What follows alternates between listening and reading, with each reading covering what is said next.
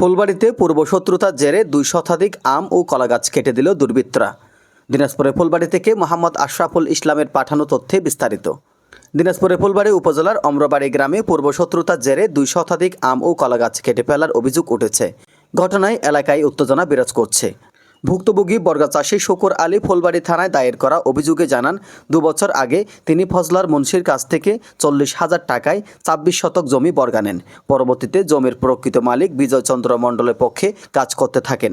তিনি সেখানে ২ শতাধিক কলা গাছ রোপণ করেন এবং বিজয় চন্দ্র মণ্ডলের ছেলে দেবাশিস চন্দ্র সম্পত্তি শতাধিক আম গাছ রোপণ করেন।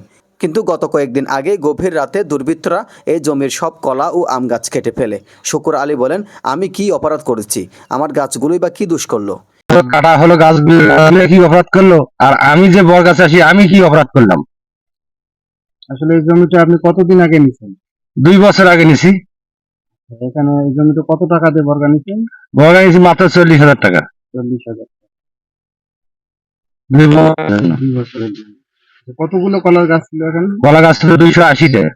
আর সঙ্গে দেখতেছি এই যে আমের গাছ লাগাইছি, মানে জমিওয়ালা লাগাইছে আমের গাছ, এই কারণে যেন আমের বাগান হবে।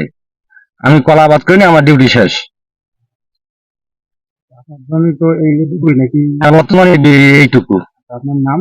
মোহাম্মদ শুকুর আলী। এ বিষয়ে জমির মালিক পক্ষের দেবাশিস চন্দ্র বলেন, জমিটি আমাদের পৈতৃক সম্পত্তি, সরকারি রেকর্ড ও কাগজপত্র আমাদের অনুকূলে রয়েছে।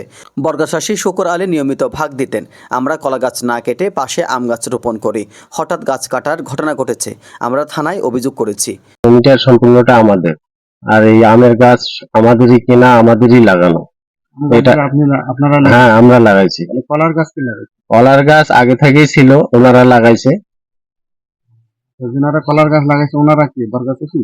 বর্গা চাষী হিসেবে ছিল, এখন ওরা জমির মালিক বলে ওরা দাবি করে।